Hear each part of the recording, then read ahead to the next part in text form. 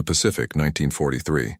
Aircraft carriers had become floating cities of fuel, ammunition, and aviation gas, floating powder kegs where a single spark could turn steel into a crematorium in minutes. The men who fought fires on those decks weren't just battling flames. They were racing against physics, against time, against the very design of the ships they served on. Traditional firefighting methods, solid streams of water, heavy hoses, brute force, had been borrowed from city fire departments and shore installations. But at sea, under combat conditions, with planes loaded and fuel lines running beneath your feet, those methods weren't just inadequate, they were fatal.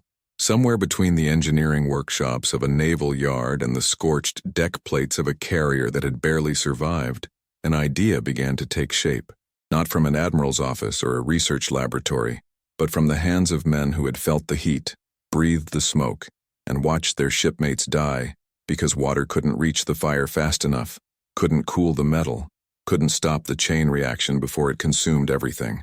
The fog nozzle wasn't born from theory. It was born from desperation, from the understanding that survival at sea required not just courage, but innovation that could be held in your hands, aimed at the inferno, and trusted when every second mattered. This is the story of how one man's refusal to accept that this is how it's always been done became the difference between a carrier limping home and a carrier going down with all hands. It's a story of fire, of steel, of the silent war fought not against the enemy but against the ship itself, and the fragile line between control and catastrophe. Before we continue, subscribe and turn on the bell. Here we tell real, untold stories of World War II, stories of innovation, sacrifice, and the moments of ingenuity that saved lives when doctrine failed. Chapter 1.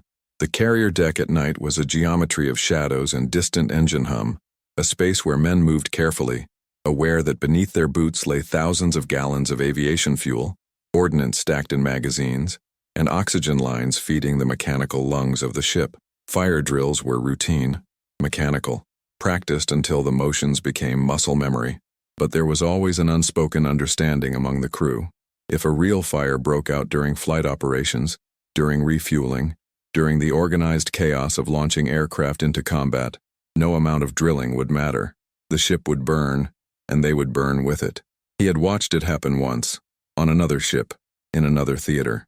Not his carrier, but close enough to see the smoke column from miles away, close enough to hear the secondary explosions over the radio, close enough to know that men were dying not from enemy action, but from the inadequacy of the tools they'd been given to save themselves. The official report would call it catastrophic fire propagation. The survivors called it something simpler, helplessness. The problem was fundamental. Standard firefighting nozzles delivered a solid stream of water, effective for penetrating burning structures on land, for reaching high windows, for knocking down walls of flame in controlled environments. But on a carrier deck, where wind shear could scatter the stream, where metal surfaces heated to temperatures that turned water into steam before it could cool anything, where fuel fires spread horizontally across open space faster than men could move, the solid stream was a relic. It was a tool designed for a different war, a different enemy, a different physics. He had spent his shore leave walking through shipyards, talking to welders and damage control instructors, asking questions that made some men uncomfortable. Why couldn't water be broken into smaller particles? Why couldn't the spray cover more surface area, cool the metal faster, create a barrier between the fire and the fuel it was racing toward? The answers he received were variations of the same theme. That's not how it works. That's not how it's done. That's not your job to figure out. But the problem followed him back to sea. It was there in every drill, every inspection of the firefighting stations, every briefing about combustible materials and emergency protocols. The equipment hadn't changed in decades. The ships had, faster, bigger, carrying more explosive potential in a smaller space. But the methods for saving them remained anchored to an era when fires moved slowly and firefighters had time. Time was the luxury no one had anymore. A carrier fire during operations wasn't a building burning. It was a fuse lit on a bomb that happened to be carrying 3,000 men. And the standard response, the doctrine everyone had memorized, assumed you could get ahead of it, could establish a perimeter, could bring enough water to bear before the heat reached the magazines or the fuel tanks, or the oxygen systems that fed the whole floating city. He had started sketching designs in notebooks during night watch, rough diagrams of nozzle configurations, calculations about water pressure and droplet size. Theories about how mist might behave differently than a solid stream when aimed at burning aviation fuel. The other firefighters thought he was wasting time. The officers didn't pay attention. Innovation wasn't encouraged. Conformity was. Follow the manual. Execute the drill. Trust the system that had been built by men who had never stood on a carrier deck while planes were exploding 30 feet away. But the sketches kept accumulating. The questions kept gnawing. And somewhere in the back of his mind, beneath the routine and the resignation, a possibility was forming. A possibility that the solution wasn't about more water or bigger hoses or braver men. It was about changing the nature of the water itself, about turning it into something the fire couldn't ignore, couldn't burn through, couldn't outrun. It was about fog. The idea seemed absurd at first, even to him. Fog was what obscured vision, what made navigation dangerous, what appeared in harbor on cold mornings and disappeared when the sun rose. But fog was also water suspended in air, covering everything it touched, cooling surfaces not with force but with contact, with persistence, with a presence that couldn't be easily swept aside. If water could be turned into fog, delivered through a nozzle that any firefighter could operate, aimed at a blaze that was consuming a flight deck, what would happen? Would it work? Would it fail? Would it matter? No one was asking these questions. No one seemed to think they needed to be asked. The war was being fought with the equipment that existed, and men were dying with the tools they'd been given. Change was slow, approval was glacial, and in the meantime, carriers were burning because the doctrine said they should be saved with methods that no longer worked. He understood that challenging this meant challenging the assumption that the Navy had already figured everything out, that every problem had been solved, that innovation was something that happened in laboratories, not in the hands of men who smelled smoke every day. But he also understood that the alternative was unacceptable. The alternative was waiting for the next fire, the next report, the next funeral detail for men who had drowned in flames because the water couldn't reach them fast enough. The alternative was silence. So he kept sketching, kept calculating, kept imagining a world where the fog rolled in not as a threat but as salvation, a world where the thing that obscured could also protect, where the mist that drifted could also extinguish, where a simple change in how water left a nozzle could mean the difference between a carrier that survived and a carrier that became a tomb. The war continued. The fires continued. And somewhere in a notebook filled with diagrams that no one had seen, the future of naval firefighting was waiting to be born.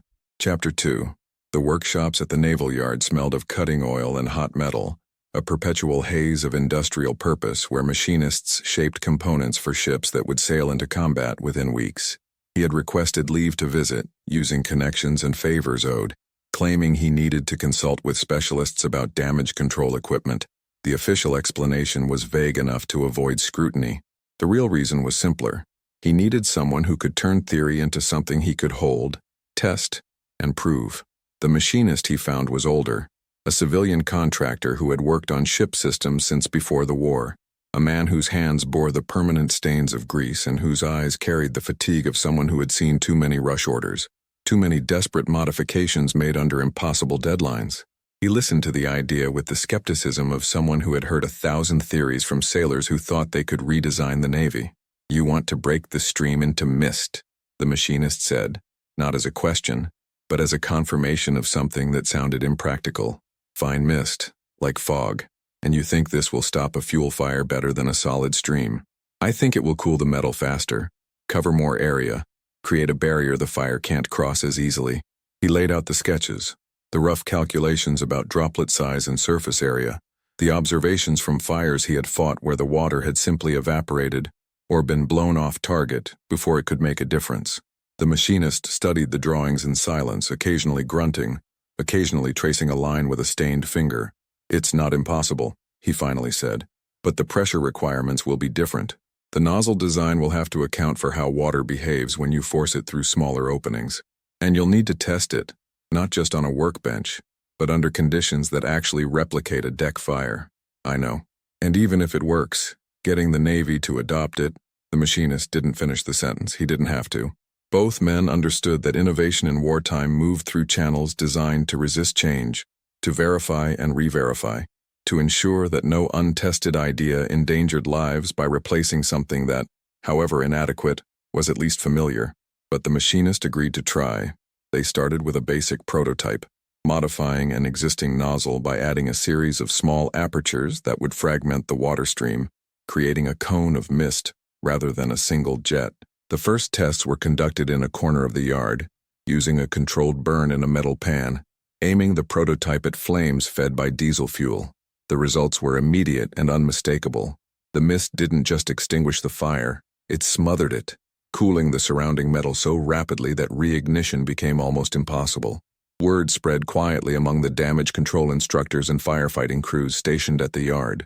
Men who had fought fires on carriers, who had seen the limitations of standard equipment, began asking questions. Some were skeptical, others were intrigued. A few requested demonstrations. Each test refined the design, adjusted the pressure settings, improved the reliability of the mechanism. The fog nozzle was no longer just a sketch in a notebook. It was a tool that worked. But working in a controlled environment wasn't the same as working under combat conditions. The real test would come at sea during operations, when the stakes were measured not in experimental data, but in lives saved or lost. He knew that bringing an unauthorized modification onto a carrier, using it during an actual emergency, could result in disciplinary action, or worse, could fail catastrophically and prove that the doctrine had been right all along, that innovation born from desperation was just recklessness in disguise. Yet the alternative remained unacceptable. The carriers were still burning. The fires were still spreading faster than the standard equipment could contain them. And somewhere in the Pacific, on a deck he might never see, men were dying, because no one had been willing to challenge the assumption that the tools they had were the only tools that could exist. He returned to his ship carrying the prototype in a canvas bag, listed on the manifest as spare firefighting equipment. No one questioned it. No one inspected it. The fog nozzle came aboard quietly, stored among the damage control supplies, waiting for the moment when theory would meet reality, and when the question of whether innovation could save lives would finally receive an answer written in fire and smoke, and the desperate hope that this time the water would be enough. Chapter 3. The alarm sounded during evening chow, a metallic shriek that cut through conversation and clatter, sending men scrambling toward their stations with the practiced urgency of those who had drilled this moment into reflex. Fire on the hangar deck. The details came in fragments over the communication system. Fuel leak, ignition source unknown, flames spreading toward stored ordnance. The words were clinical, procedural. The reality was that somewhere below them, the ship had begun its transformation from vessel to pyre. He grabbed the fog nozzle and ran, the weight of it unfamiliar in his hands. The knowledge that he was about to use untested equipment during an actual emergency settling over him like cold water. The standard firefighting team was already deploying, hauling hoses toward the hangar deck access, setting up the perimeter that doctrine demanded. He joined them, saying nothing about the nozzle, waiting to see if the conventional approach would be enough. It wasn't. The fire had found aviation fuel pooled near a maintenance station, and the flames were moving horizontally across the deck with terrifying speed, pushed by ventilation currents feeding on fumes that ignited in rolling waves of orange and black. The solid streams from the standard nozzles hit the fire and seemed to pass through it, evaporating into steam, scattering in the air currents, unable to cool the metal fast enough to prevent the fire from simply moving around the water and continuing its advance toward the ammunition storage. Men were shouting coordinates, calling for more pressure, repositioning hoses, but everyone present understood what was happening. The fire was winning. The ship was running out of time, and the tools they had been given were failing. He stepped forward, connected the fog nozzle to an available hose line, and opened the valve. The mist emerged in a wide cone, a cloud of water particles so fine they seemed to hang in the air, drifting toward the flames like something alive. The effect was immediate. Where the mist touched the fire, the flames didn't just diminish, they vanished, smothered under a blanket of cooling vapor that covered every surface, every hot spot, every potential reignition point. The temperature dropped, the smoke thinned. The fire, which moments before had seemed unstoppable, began to retreat. Other firefighters noticed. Orders were shouted to redirect hoses, to support the fog pattern, to cover the perimeter while the new nozzle worked the center of the blaze. The coordination was improvised, instinctive. Men adapting in real time because what they were seeing was undeniable. The fog was working in ways the solid streams never had. Within minutes the fire was contained. Within 10 minutes it was extinguished. The hangar deck was a scene of scorched metal and steam, of men bent over catching their breath, of the acrid smell of burned fuel and the hiss of cooling surfaces. But the ship was intact. The ordnance hadn't detonated. The crew was alive. And in the hands of one firefighter, a nozzle that had been built in a workshop and smuggled aboard in a canvas bag had just rewritten the rules of naval firefighting. Now tell us in the comments where you're watching from and how far these forgotten wartime stories have reached. Your voice helps keep memory alive. Chapter 4. The debriefing came swiftly, conducted in a compartment still smelling of smoke, attended by the damage control officer, the executive officer, and several senior chiefs who had witnessed what happened on the hangar deck. He stood at attention, the fog nozzle placed on the table between them like evidence in a court-martial, waiting for the consequences of having used unauthorized equipment during an emergency. The questions were direct. Where did the nozzle come from? Who authorized its use? Had it been tested? What were the specifications? Why hadn't it been submitted through proper channels?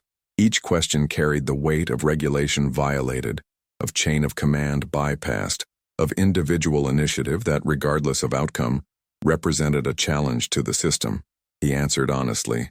The nozzle had been developed independently, tested in controlled conditions at a shore facility, brought aboard because he believed the standard equipment was inadequate for the types of fires carriers were facing. He didn't mention the notebooks, the months of observation, the conversations with machinists who had helped without official sanction. He didn't need to. The officers present understood exactly what had happened. A sailor had decided he knew better than doctrine, had acted on that belief, and had been proven correct in the most public way possible. The executive officer leaned back, studying the nozzle with an expression that revealed nothing. You understand this could have failed, that if it had malfunctioned, if it had made the fire worse, you would be facing charges. Yes, sir. You also understand that bringing unauthorized equipment onto this ship violates standing regulations about damage control supplies. Yes, sir. A long silence followed, broken only by the distant sounds of the ship resuming normal operations, of repairs being coordinated, of life continuing because the fire had been stopped. Finally, the damage control officer spoke. It worked. It did, sir. Better than standard equipment. In this situation, yes, sir. Another silence. Then the executive officer reached a decision. We're confiscating the nozzle. It will be sent to the Bureau of Ships for evaluation. You will submit a full technical report detailing its design, operation, and the test results from the shore facility. If it's determined that this equipment has merit, proper channels will be followed for testing and potential adoption. If it's determined that you endangered this ship with untested equipment, there will be consequences. Understood? Understood, sir. He was dismissed. The fog nozzle remained on the table, no longer his, now property of the bureaucracy that would decide whether innovation born from necessity had any place in the machinery of war. He left the compartment knowing that he had lost control of what happened next, that the idea would either be validated by men who understood its value or buried by men who saw only the violation of procedure. But he also left knowing that the fire had been stopped, that men were alive who might not have been, that somewhere in the chain of command someone would have to confront the uncomfortable question, if a single sailor with access to a workshop could create something that worked better than official equipment, what did that say about the equipment the Navy had been using? What did it say about the cost of assuming that every problem had already been solved? The ship sailed on. The war continued. And in the offices of the Bureau of Ships, a prototype fog nozzle sat waiting for men in positions of authority to decide whether saving lives was worth the admission that doctrine had been wrong. Chapter 5. The technical evaluation took months, conducted in facilities far from combat, analyzed by engineers who had never fought a carrier fire, reviewed by committees that approached innovation with the caution of men whose careers depended on not endorsing failure. Reports were generated, tests were conducted under controlled conditions, data was compiled into documents that circulated through channels he would never see. The fog nozzle became a case study, a curiosity, a potential solution awaiting validation from a system designed to resist change. Meanwhile, carriers continued to burn. News filtered through the fleet of fires during flight operations, of damage control teams overwhelmed by blazes that spread faster than water could reach them, of ships saved only by luck or sacrifice, or the proximity of other vessels that could assist. Each report carried the unspoken question, would the fog nozzle have made a difference?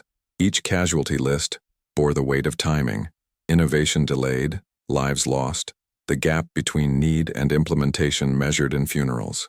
He heard about the evaluations through unofficial channels, through letters from the machinist who had helped build the prototype, through conversations with officers who had connections in the bureau. The initial tests had been promising. The fog pattern demonstrated superior cooling capacity, better coverage, more efficient use of water under conditions that replicated carrier fires. But promising wasn't the same as approved. The equipment would need to be standardized, manufactured in quantity, distributed across the fleet, and that process moved with the speed of bureaucracy, not emergency. Other firefighters had heard about what happened on his ship. Some requested details. Others expressed skepticism. The fog nozzle was unproven, untested in diverse conditions, potentially unreliable under extended use. The debate played out in ready rooms and damage control stations. A quiet argument about whether individual innovation should be trusted or whether doctrine existed for reasons that went beyond mere tradition. He found himself defending not just the nozzle but the principle behind it, that men facing problems in real time had insights worth considering, that waiting for official solutions meant accepting casualties that might be preventable, that the gap between theory and practice was often bridged by those willing to challenge the assumption that everything had already been figured out. Some men agreed. Others saw only insubordination dressed up as initiative. The war moved into new phases. Carriers sailed into waters where the enemy fought with increasing desperation, where kamikaze attacks turned flight decks into impact zones, where fires weren't accidents but weapons, deliberate attempts to sink ships by making them burn from within. The fog nozzle, still awaiting final approval, represented a solution to a problem that was growing more urgent with each engagement. But urgency didn't accelerate bureaucracy. If anything, it made committees more cautious, more aware that approving new equipment meant accepting responsibility if it failed.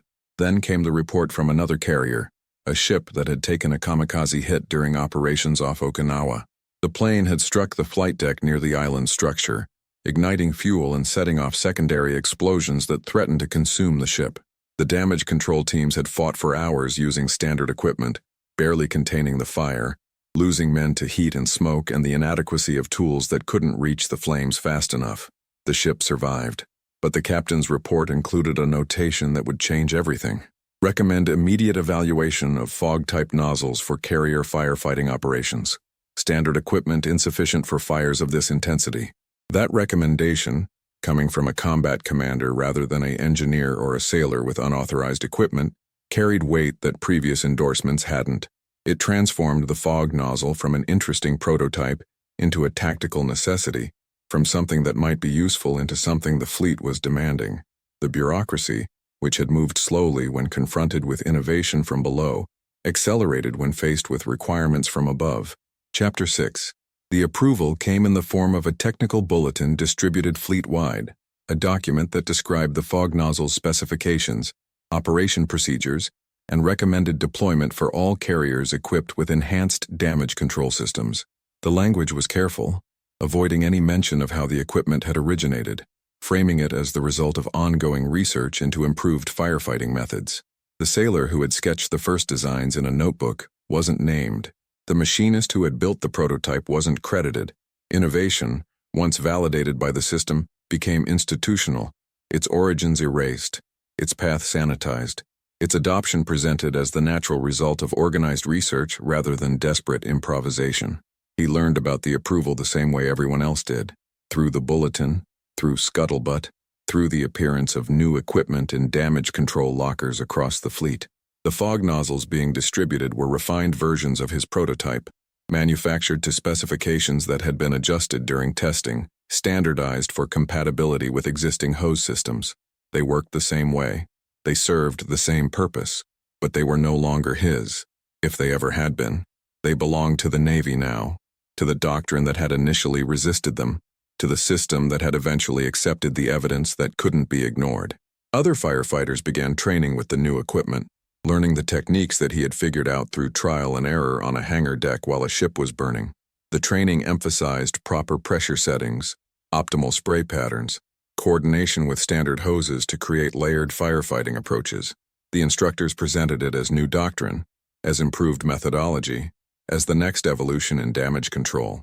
None of them mentioned that it had started with one man who refused to accept that the tools he'd been given were adequate. He watched the training sessions when he could, offered advice when asked, but mostly stayed quiet. There was satisfaction in seeing the idea realized, in knowing that other carriers would have better tools when fires broke out, that men would survive because water could reach them as fog rather than just as streams that evaporated before they mattered. But there was also the strange emptiness of watching something you created become something no one credits you with, of being erased from the story, even as the story proved you had been right. The war continued to generate fires. Kamikaze attacks became more frequent as the enemy's desperation grew. Carriers took hits that would have been fatal a year earlier, but damage control teams using fog nozzles managed to contain blazes that previously would have consumed entire ships.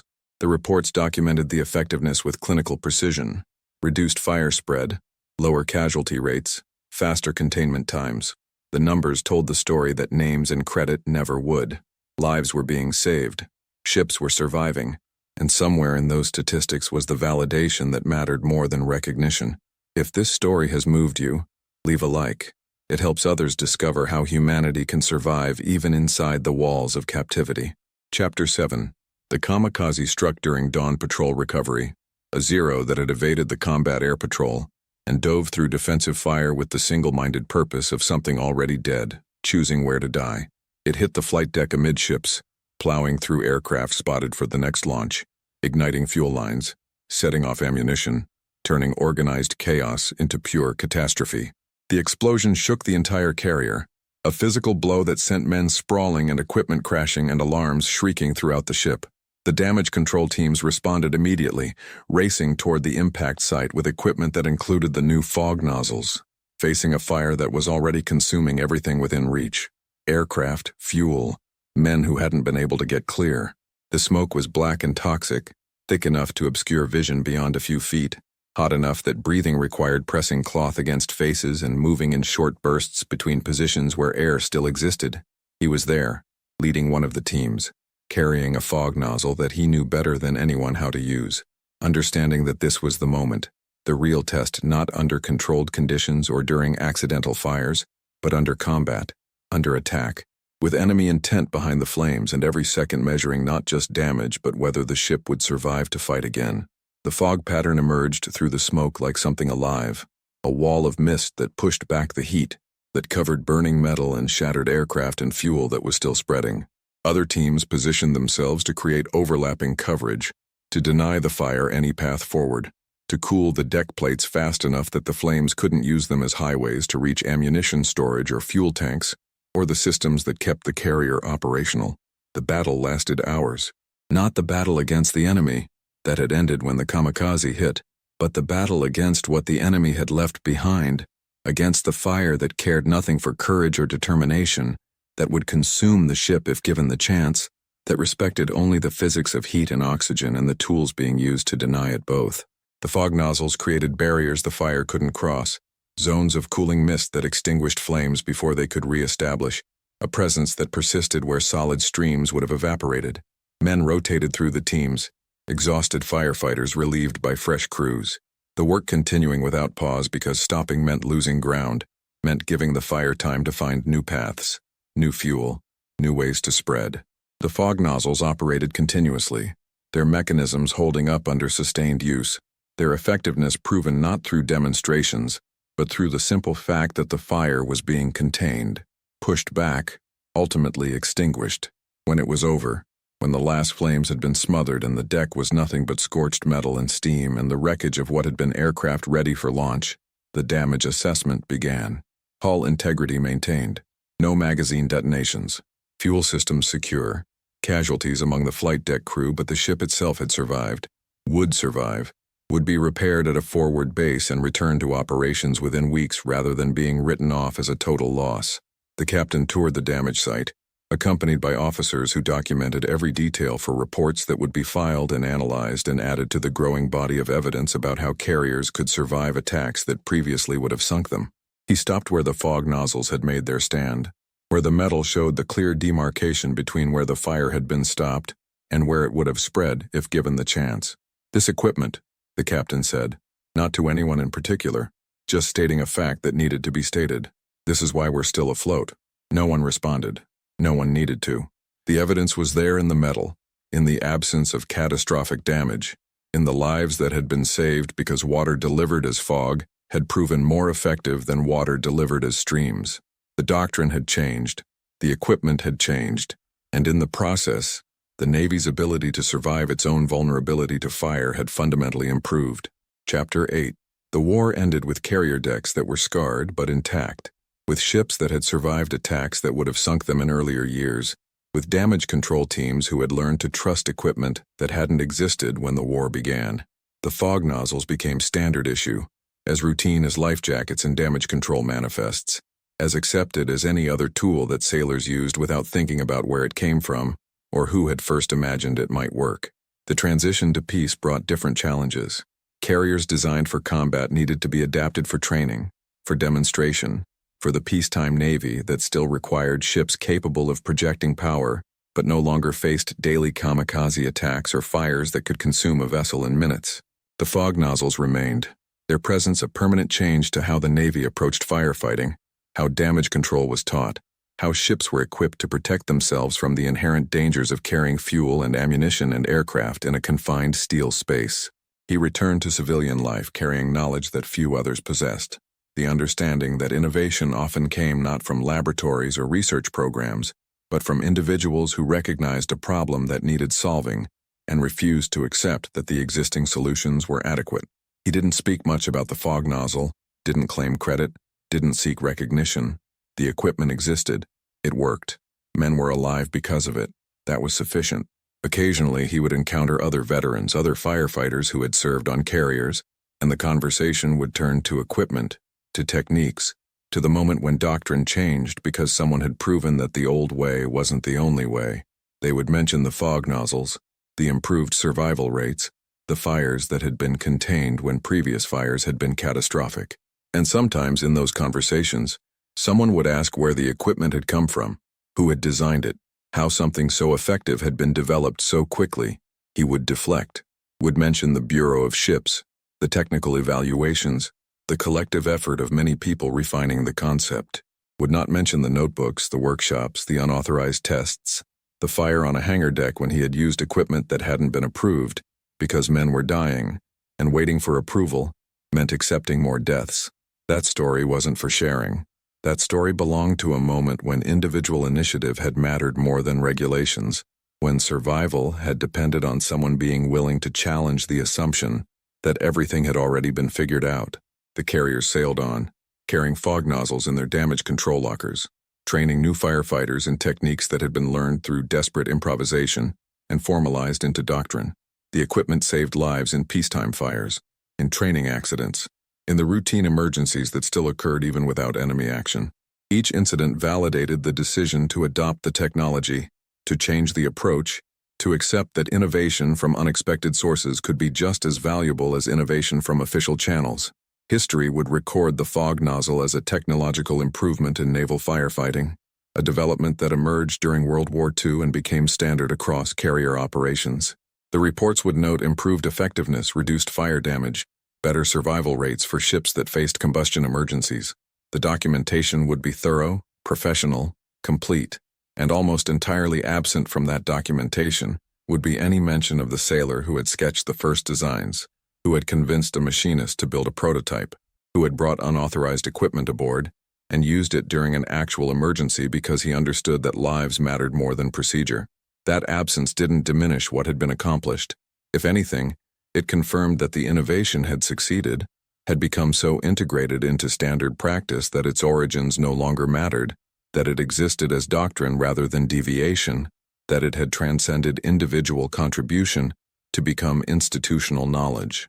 The best innovations disappeared that way, becoming invisible precisely because they worked, because they solved problems so effectively that people forgot there had ever been a different approach. Chapter 9. The decades passed. Carriers evolved, larger, more complex, powered by nuclear reactors rather than oil, launching jets that would have been unimaginable to men who had fought in World War II. But the fog nozzles remained, adapted and improved but fundamentally unchanged in principle, still delivering water as mist rather than streams, still cooling metal faster than solid streams could, still creating barriers that fires couldn't cross, The technology had proven robust enough to survive every iteration of carrier design, every update to damage control doctrine, every shift in how the Navy approached the persistent problem of fighting fires at sea.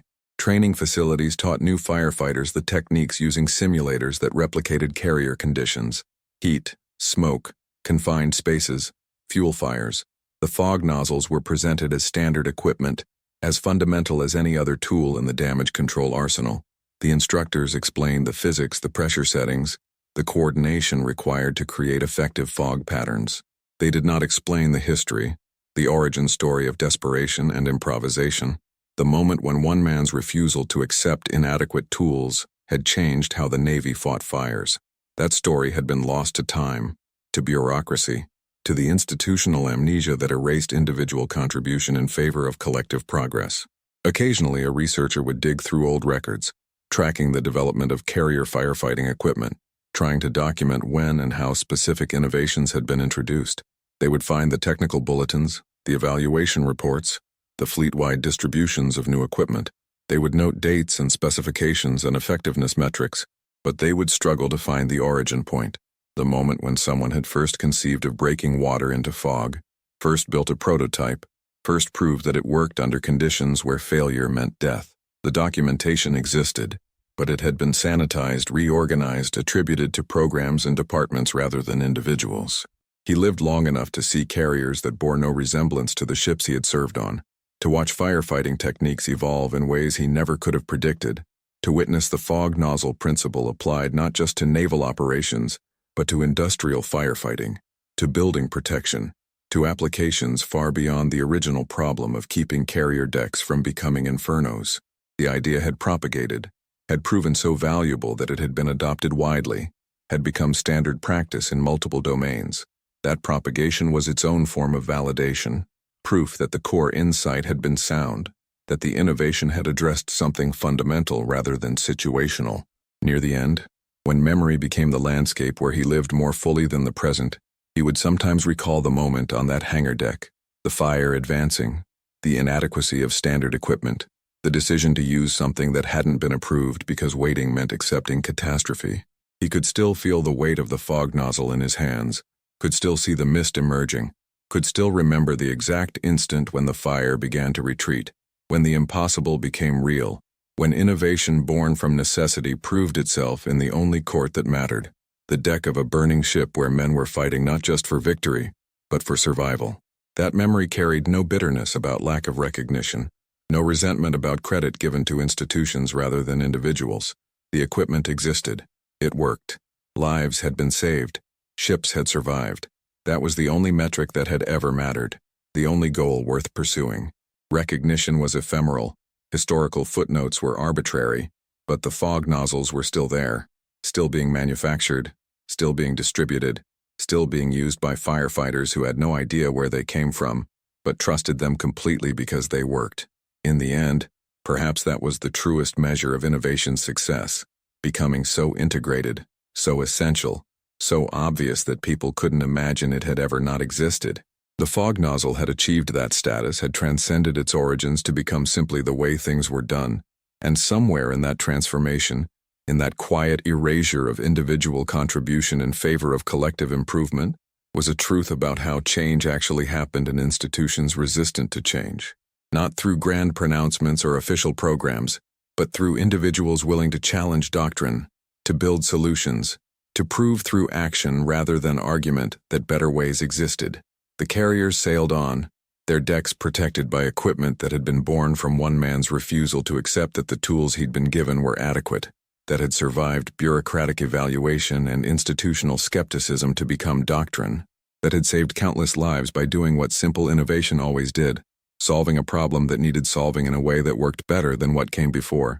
Subscribe to our channel to uncover more hidden stories of World War II, stories of resilience, memory, and redemption. Thank you for watching.